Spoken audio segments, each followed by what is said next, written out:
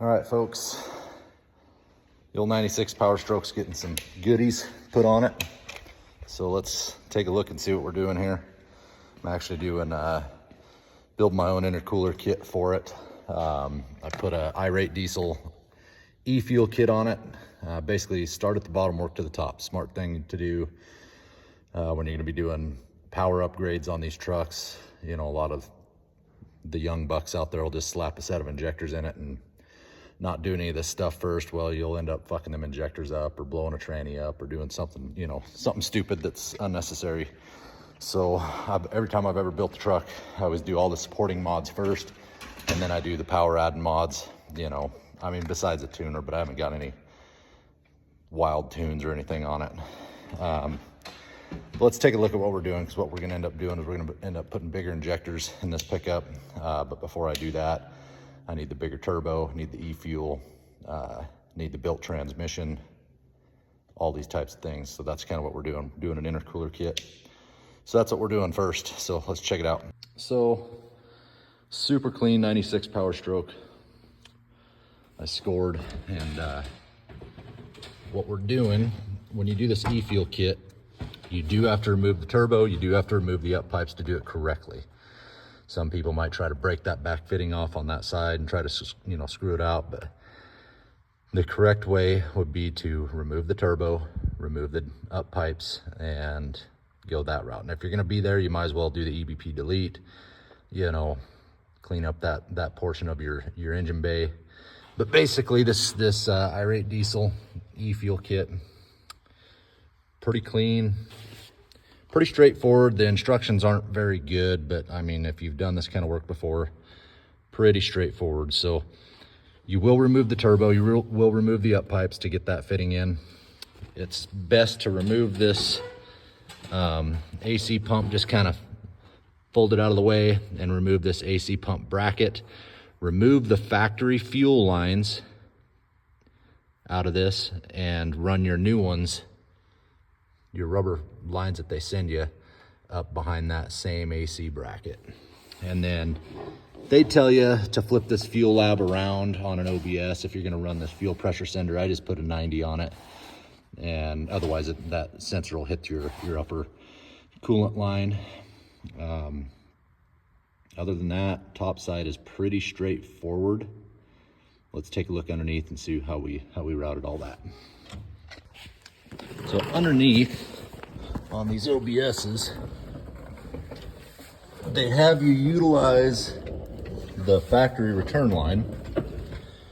I utilize the factory feed line. So the upper line there is your return from the factory, this one here.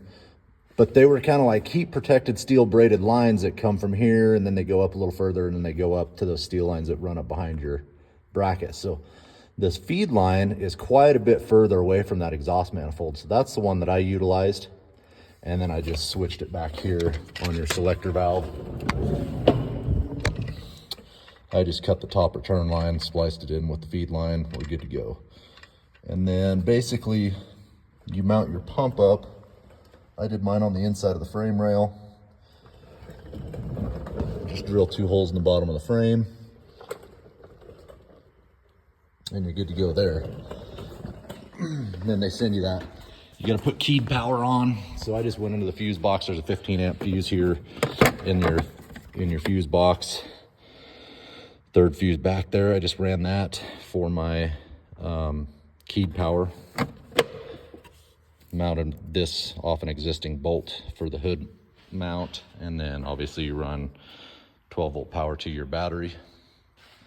But pretty much the hardest part of this job is obviously removing the turbo, everything, getting that fitting out, because you got to remove your turbo and everything. And then this fitting here on this steel line that goes down, let's see if I can get up there. So that one there, that fitting does not come out without removing that bracket for your AC pump. So you remove this front bracket off your AC pump, flip your AC pump out of the way, and you can put that fitting in pretty easy. This one here, they tell you to remove the alternator bracket, but you do not have to. You can get that one in there without doing that. And then after it's all hooked up, you just set your regulator. I set mine to like 60 PSI, and you're flying. So pretty easy, pretty straightforward. You remove your factory fuel bowl, your factory fuel pump, knocked freeze plug in, take time, clean up your valley a little bit. You will retain your factory fuel bowl harness because that's what powers up your IPR. So basically that's what it is. Pretty straightforward kit. The instructions aren't very good, but you will remove your factory steel fuel lines that run behind this bracket, run their fuel lines up, and then, I mean, you can run it however you want, but I utilize the feed line because it was further away from that exhaust manifold. So now we're gonna get to going on building my intercooler kit. So we're gonna tear the front end of this truck off and get this intercooler kit installed. I'm using the early 99 intake spider for this job, some custom bent intercooler tubes, and a aluminum 7.3 Powerstroke, late 99 to 03 7.3 Powerstroke intercooler, and a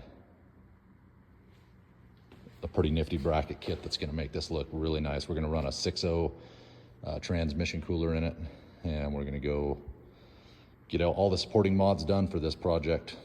Once this project is done, once you get that e-fuel installed, she runs right up to 60. You